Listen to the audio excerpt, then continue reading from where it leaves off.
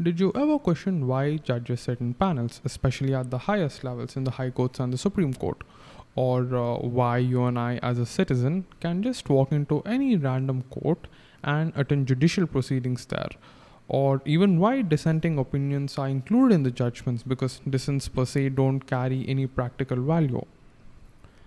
So these questions won't even strike our minds despite most of our work revolving around the courts. And see, courts are one of the oldest government institutions. Courts have been in existence for as long as governments have, and when anything exists for this long and simultaneously, if their practices are still in vogue, it means these practices, these traditions are so important and crucial for them to run. And they have been this important and crucial for thousands of years because if they're not, we would have just abandoned these practices. So, a lot of practices in courts are not just empty practices. There are reasons why they're in place, and there are reasons why opinions of judges and judgments are delivered in a particular order, or why in a panel of judges, all the judges give their opinions. And the answers to all these questions are very interesting and they're very insightful. So, we'll appreciate the sort of influence and impressions these factors have on all of us. And I have read upon all these things that I've mentioned before, so have a hearing to find out.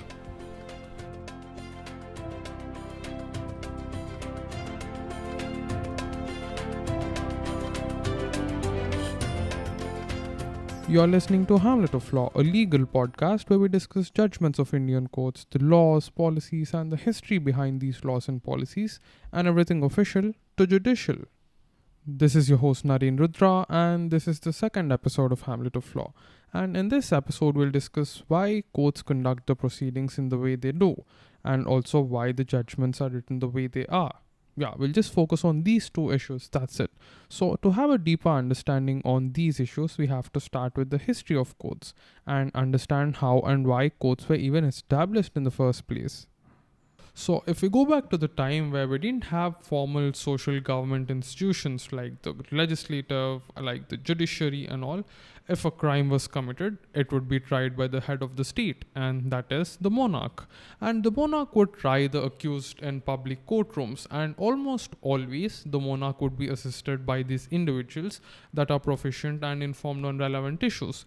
And this group of advisors was called a council.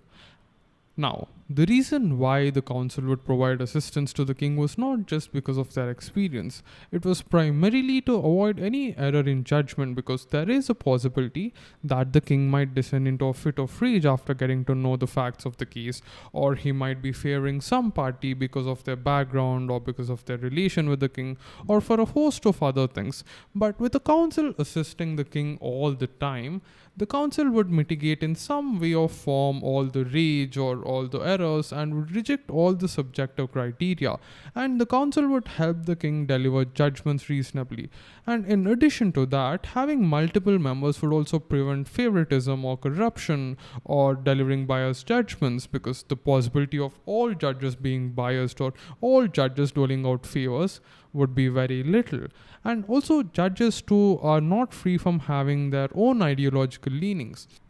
And the lawmakers or the kings identified this and tried to rectify this. So, if the judges were to decide something that could easily go either way, or when the issues are very nuanced, judges could very easily give in to their leanings. So, to stave off all these inevitable factors that have the potential to derail justice, the cases are decided by multiple judges so that all the judges could discuss and hash out the objections and arrive at an objective and fair conclusion. And this is exactly the reason why, even now, the highest courts are often presided by a panel of judges in almost all the countries. Because at the highest levels of the country, judges have a lot of impact, and the judgments become laws, and countries can't afford to go wrong when the repercussions are this wide and the stakes are this high. On the same note, the Supreme Court, for the first time in 70 years, allowed for a single judge bench to hear certain bail appeals and a few of the other cases so that it can dispose of cases quickly and efficiently. Now, back to the topic. So, kings always wanted to expand their territories because they were kings, and for that, they had to be at the helm and manage a lot of activities. And also, with more and more territories being acquired, the activities of the monarch too started to increase. So, they had little to no time to try these cases and to attend to the judicial functions. So, they delegated their judicial work to an entity called, surprise, surprise, the courts, and they gave these courts all the judicial powers like the power to punish, impose penalty, or call for evidence, and all the powers the current day courts have. But nonetheless, they reserve the power to overrule the decisions of the courts because they were kings and they can do whatever they want to. So, this delegation of judicial power also explains a historical idea and also a general perception on the courts that they are just an extension of a king. So, they should just interpret and enforce laws made by the king. And this is where their work ends. So, they can't nullify or change or read into laws any new doctrines because the courts themselves derive the power from the king and the laws are again made by the king. So, how can courts go against the very authority from which they source their power from? And we'll discuss a little bit more about this in the later segments of the podcast. Now, if we take a look at India, close to 3000 years ago during the Mauryan rule, courts were presided by three judicial members and three ministers, presumably to balance the interest of justice and the interest of state. And also, another interesting thing here is the laws then mandated the king to dress modestly during judicial proceedings so that the litigants wouldn't be intimidated or flustered by the king's presence. Yeah, it's a very ingenious thing, right? Yeah, on the other hand, if you look at the British history, after the famous Norman conquest in 1066, the Norman didn't stop there. They went on to conquer and unify surrounding territories. And in these newly acquired territories, cases were obviously being decided according to their local respective customs. So, to maintain uniformity in laws across all of the territories they acquired, a king's court was established, and this king's court was somewhat similar to this current day Supreme Court because it was the highest court of the land and it had a lot of discretionary power on how judicial proceedings can be conducted in all of these territories. And one novelty about the King's Court was it decided cases with the help of judgments given by courts in actual controversies. This is a little peculiar because normally laws would already be in place describing what is an offense, and if someone commits that offense, they would be tried in the courts under that law, right?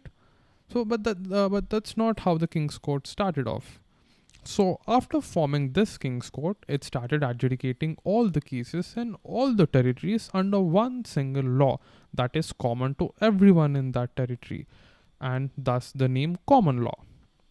And again, as a step forward to unifying all the laws in the territories, Henry II ordered a panel of judges to travel across all the territories, which was divided into circuits, and ordered them to deliver judgments publicly so that one same bench would unify laws across all the territories they travel on.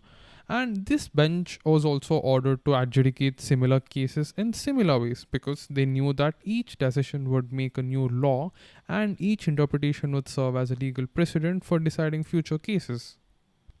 Now, we're digressing a little bit here, but it's fun to know that after the Norman conquest, one of the ways how people used to resolve disputes was the accused would be forced to pick a red hot bar of iron, probably from a furnace, or he was forced to pluck a stone out of a cauldron of boiling water, or something equally painful and dangerous, and then they would wait for 3 days to check whether the injury was healed or not. And if the injury didn't heal, it was believed that God knew that he was guilty, so he didn't heal the injury within 3 days. And if the injury was healed within 3 days, it was thought, see, God knows that he is innocent. So the God has already healed him. And this system was junked by William II. And he established proper courts even for the smallest of offenses. And in Britain, since the Norman conquest until now, that is for almost 1,000 years, each individual judge of a panel would orally deliver his judgment in public.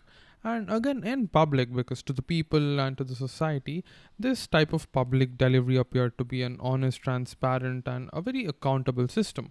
Because judges used to discuss publicly, and them publicly discussing among themselves and inquiring the parties appeared to impute this belief that Judges are independent and they are not influenced externally, so they are free from the clutches of the aristocrats or someone who's closely associated with the government or with people in power. So everyone could attend trials and witness how it's going on and decide for themselves how fair the trial is. So, this sort of open judicial proceedings also would inculcate the idea that our judiciary is fair and transparent and it has always got our backs. So, there would be some sort of assurance or some sort of social security from the judiciary too.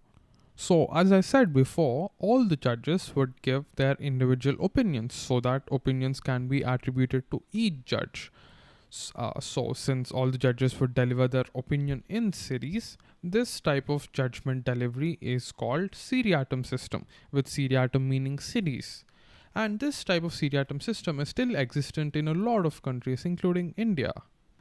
Now, I didn't find how judgments in India were written before the colonial influence, and if you do find it, please tweet it at Hamlet of Law or comment on our Instagram post of this episode. And if you're watching it on YouTube, just write it down in the comment section below. And it was after this establishment of the King's Court and after this type of justice delivery system with a panel of judges, a professional bar was established. And as a result of this, the cases started getting reported. And these reports included arguments presented by the courts, the opinions of all the judges, and a few miscellaneous things. Here too, everything was being recorded either by the parties to the cases or the advocates involved or the law reporters. And often these reports would be incomplete or would be recorded by multiple people. So cross checking and verifying it with other material you find was the only way to certify the veracity of the judgment. But more often than not, the judgments used to be recorded accurately. So it was these recorded cases that were being used as an authority on the subject and also as precedents. So these materials helped the court to deliver judgments consistently. So, this seriatim system was still in vogue until 1756, when William Murray, also known as Lord Mansfield, was made the Lord Chief Justice of the King's Bench, and he did not like the way the courts delivered judgments and found multiple issues with the seriatim system. So, by the time Lord Mansfield became the Chief Justice, Industrial Revolution was making its wave, and the courts were delivering judgments with multiple opinions. So, understanding the judgment or its ratio was very cumbersome because readers had to note down how many judges are there in the panel, and then they have to record how many were for or against an issue, and then they have to read all the opinions. So, naturally, with time, these opinions started becoming more and more nuanced and complicated. And as a result of this, using judgments as precedents for future arguments started becoming even more cumbersome and inconvenient.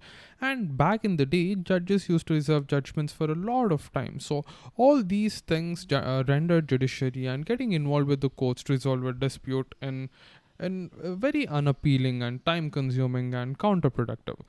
So, further, Mansfield believed that rules should be understood by people who are to obey them, and he thought these type of judgments were way too complex and thought it would get even more complicated because with the industrial boom in England, a lot of contracts and transfers and promises grew in number and they became increasingly more intricate and nuanced. So, the judgments too were proportionally becoming equally complex, and with multiple opinions on these already complex judgments would become virtually unreadable.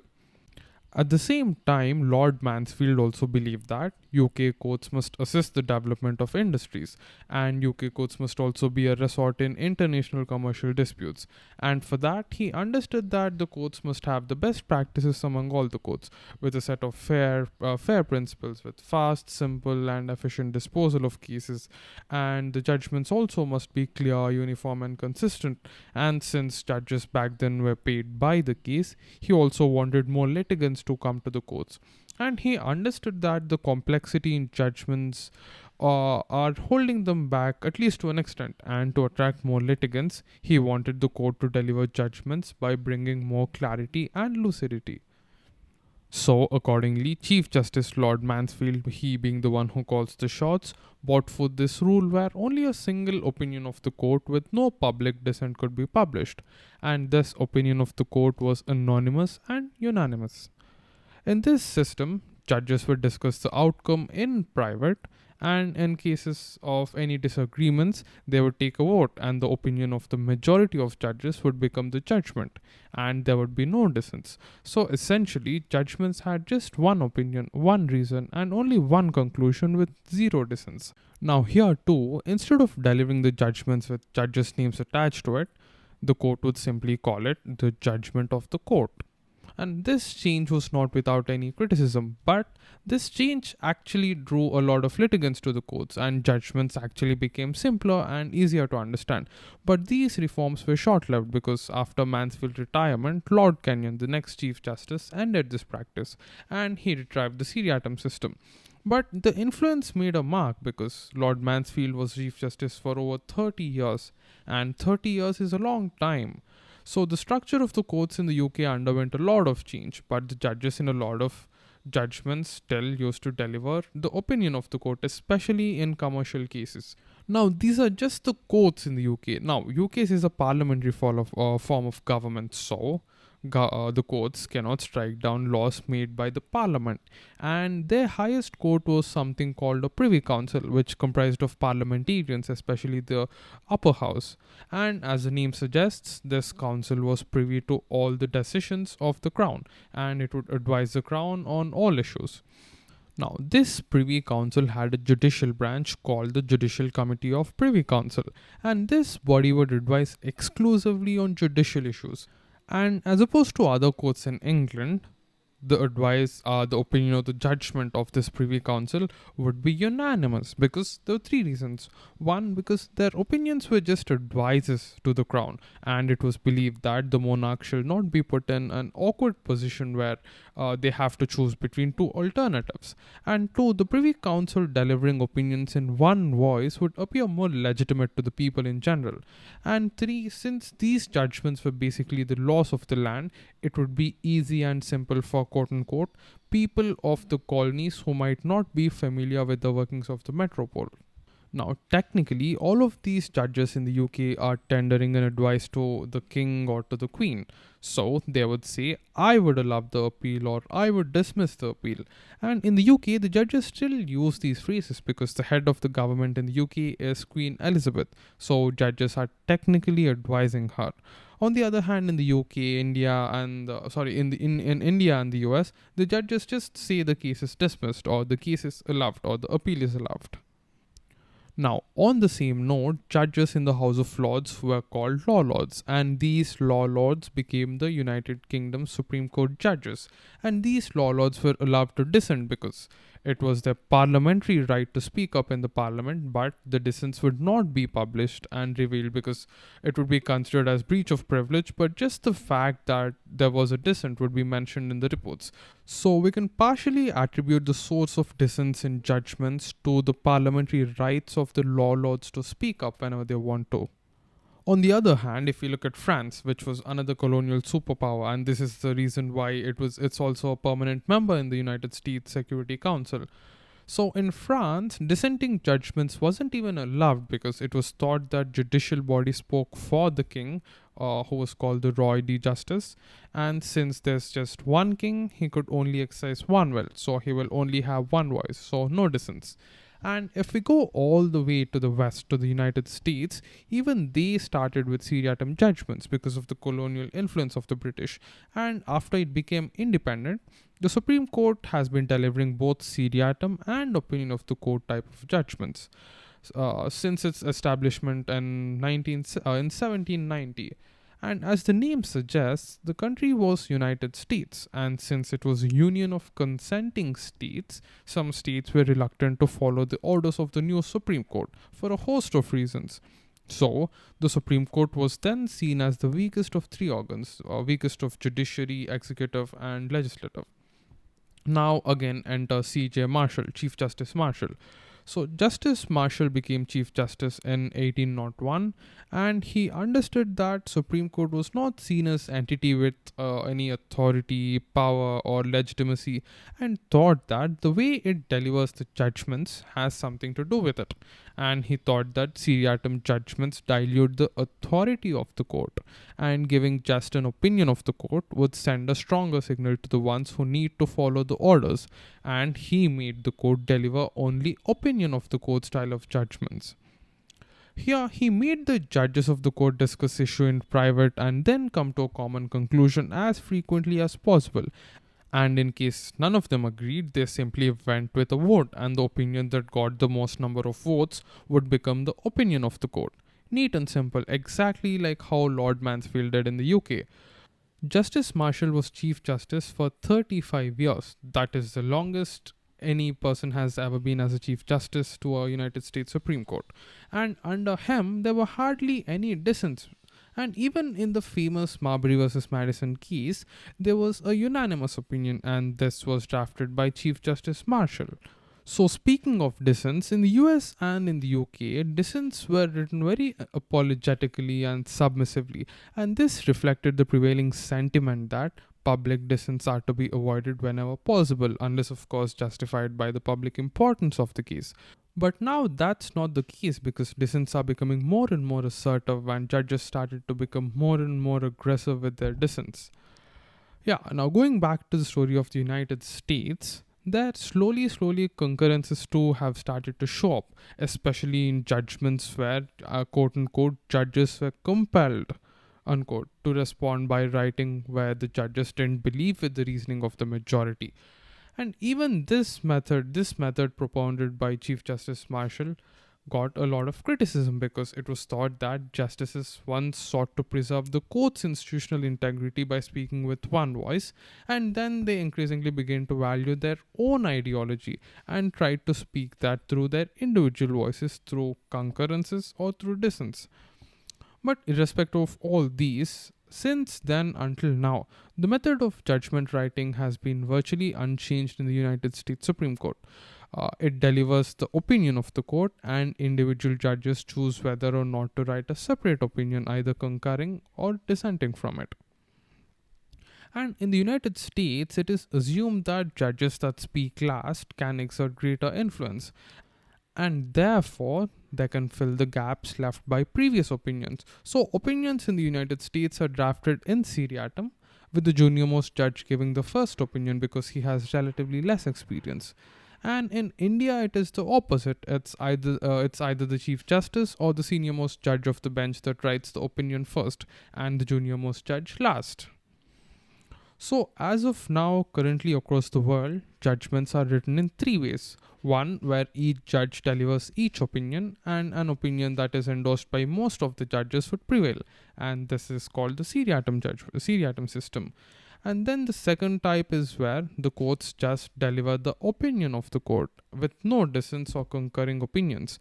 Plain and simple, one opinion of the court, and that is it. And the third and final type where the court delivers the opinion of the court, and individual judges choose whether or not to write a separate opinion, either concurring or dissenting from it. And this is the US model. So, if we look at the history of India, three major presidency courts, Bombay, Chennai, and Calcutta, were primarily presided by Englishmen, and the court culture they had was again influenced by England's judicial culture. So, the way they delivered judgments too was of England style, and England used to deliver seriatim judgments. So, we can reasonably assume that the High Courts and the Supreme Court inherited the seriatim system directly from England. And our Supreme Court has evolved the way we write judgments in a small way, where if two or more judges have the same opinion, they would have their names attached to such opinion, be it dissenting or concurring, because why write two opinions when you concur with the other judge, right? So in India, all the judges in a panel agree beforehand on which judge would be writing the judgment, and such judge would circulate the draft judgment after he finishes the draft, and individual judges either choose to concur or dissent, and they can even choose to write a different concurring opinion. So for example, in a famous income tax case, this is how the judgment started. The judgment of Chief Justice Vanchu, Justice Bachwat, Justice Ramaswamy, and Justice Mehta was delivered by Justice Mehta, and Justice Hegde delivered a dissenting opinion. So these are the reasons, and this is why we have arrived at the place we are. But this also begs two different questions. The first is, why were dissents not allowed? And the second is, why were dissents even allowed? Right, because dissents by themselves don't have any value. So initially, dissents were prohibited as a matter of tradition because in France, UK, Spain, Portugal, and all these colonial superpowers, courts were seen as an extension of the sovereign, and their work was restricted to just applying the law or advising the king, but not to come with two alternative propositions among themselves to the king to get it resolved by the king. And as a result of this, multiple opinions were explicitly prohibited. And this is the same reason why reading down laws and policies and infusing into these laws any new doctrines, how much of a fair they might be, was prohibited. Also, there's a general perception and a general belief among public that there's only one correct interpretation of law. So, single opinion judgments embody this and feed into the idea of the people that this, yes, correct, there's just one correct interpretation of law, and all the people, all the judges sitting here know this, and they're applying it, and then they're enforcing it. And it is true particularly by the highest courts of the country because they're the highest courts of the country, and people should not look down upon, or they should not even question the authority of the highest courts of the country. So to protect their authority and reverence, they only mandated the courts to deliver unanimous judgments. Also, with unanimous judgments, there's no possibility of the public doubting the judgment of the majority because, in a panel of judges, not every judge would endorse the majority view, and similarly, not every citizen might agree with the majority's opinion. And having a dissenting opinion along with the judgment of the majority opinion, that too delivered by the same institution, wouldn't look so good for the court because the discontent and the skepticism of the majority's judgment would be easily validated by the minority judgment. And this is precisely the reason why the Italian Constitution Court recently rejected the proposition of allowing dissents even anonymously by noting that it presented too pluralistic a view of a constitution and therefore it would weaken the authority of the court. And also another interesting reason why certain criminal courts in the UK don't issue separate opinions is because, and I quote, to the criminal, punishment itself is bitter enough, without the salt of favorable but impotent dissenting judgments being rubbed into the wound. Unquote. So, it is also believed that prohibiting dissents would not allow the judges to feed their public persona by writing more separate opinions on one consistent ideology. So, if we take a look abroad, in Italian courts, judges' dissents are recorded, but they are sealed in a cover and they are only accessible to other judges and parties, to the parties only if they want to appeal. Also, until very recently, it was a criminal offense to reveal these dissents to public in Italy, and it was also the same with Spain. And in Council d'Art, which is the highest administrative court of France, a judgment cannot even be published anonymously because this would reveal that all the judges concur to this opinion. And in Court of Cassation, which is a Supreme Court of France, only per curiam decisions are allowed. Oh, and per curiam decisions means just the opinion of the court, one single judgment. I should have mentioned it before. And in the European Court of Justice, only one opinion is issued, but it publishes the views of the attorney generals. And interestingly, in German courts, only constitutional cases can be dissented. On the other hand, in Ireland, constitution cases are the only cases where the judges can dissent. So, when it came to giving individual opinions of the judges, everyone knows that a group of people can never think alike. So, it's practically impossible to have a single opinion on any issue. And as things get complicated, the reasoning and conclusions too get very diversified. And judges are not an exception to this because they come from different backgrounds, they have prejudices, they have their own ideologies, and a host of other things influence their leanings. So, a unanimous judgment would always be short of full approval of all the judges. And if you think about it, judges too should not compromise their opinions for the sake of unanimity. So, there are three big reasons in favor of seriatim judgments or any type of judgments where the judge is allowed to give his own independent opinion. So, the first one would be judicial independence, and the second one would be accountability of judges, and the third and obvious one would be avoidance of any compromise in reasoning. Now, judicial independence, because in the worst of cases, judges shouldn't give in to the pressures of other colleagues or anyone for that matter, and judges must always be free to give their own explanations or conclusions or opinions in their judgments. And on the accountability aspect, we all know that judges are very powerful, and if a judge were to, God forbid, dole out any favors, it will not be consistent with the law laid down earlier. Or if the same judge had earlier delivered an opinion on similar issue, it would prohibit such judge from acting arbitrarily or applying laws inconsistently to favor a party, because all his previous judgments would be on record and everyone would have access to them.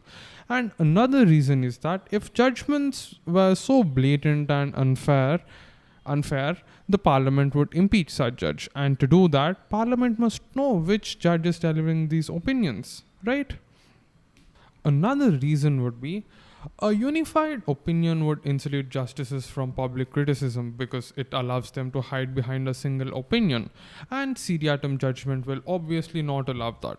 And also, dissents in general are important because with a shared legal culture and widely accepted reasoning criteria among judges and established legal precedents and also the type of extensive research done, there is little room for any dissent. So, dissents are in a way inevitable and ineradicable disagreements, and they only happen when a judge cannot at any cost convince himself with the reasoning of the majority. So, dissents are a way of showing deep loyalty to the constitution and interpretation of laws, and there's a hope that this different theory of law, this dissent, might become the law in the future. And in new fields such as human rights, IT, space laws, and intellectual property, dissents are much more common because they don't fit into any existing frameworks, and as a result of that, judges might have wildly different opinions. Now, if we come again to India, a lot of judges in India preferred writing single opinion of the court, just like the Privy Councils. And one example, one proponent of that was former Chief Justice of India, Gajendra Gadkar, because he, in his book, To the Best of My Memory, expressed his preference of seriatim system because he, as a judge of the High Court, would often be confused by two conflicting opinions and reasons for the same conclusion. So he thought the Supreme Court should speak through a single judgment, leaving the dissenting judge to write a separate opinion if he chooses to. Now, here comes the twist. The Supreme Court judges in India said they preferred not to dissent, not because of the reasons we discussed above, that is, the public perception of the court, the dilution of authority, etc., but because with this sort of docket explosion, judges had no time to write dissents. And this doesn't mean that the judges never dissent because of the workload, because they do. But all it means is that judges would often forego a few minor issues even if they don't agree with it. And this is also the reason why a lot of high courts and the Supreme Court judges often believe that two judge benches, that is, the division benches, often forced a compromise between the judges. And judges would dissent only if they think that the majority opinion is too extreme, and this majority opinion would impose a bad law. And these judges too would dissent only out of the loyalty to the institutions. But if they had minor disagreements and stuff, they would agree with the other judge. And interestingly, it's the Chief Justice of India who decides which judges sit on which keys. And often the Chief Justice would form benches that would mostly avoid dissents, only to preserve the collegiality of the court. So what this also means is that the Chief Justice of India can potentially determine the outcome of the cases. So these are the reasons why the judgments are written the way they are, and also why the judicial proceedings are conducted the way they are. So what do you think about the way our Supreme Court delivers judgments? Because I personally favor the United States Supreme Court style judgments because it's easy and simple to comprehend. And also, do you think giving dissenting judgments actually weakens the authority of the Supreme Court, and would it make the Supreme Court a little less revered and respected government institution? Share your thoughts on Twitter at Hamlet of Law. This is your host Naren Rudra, signing off.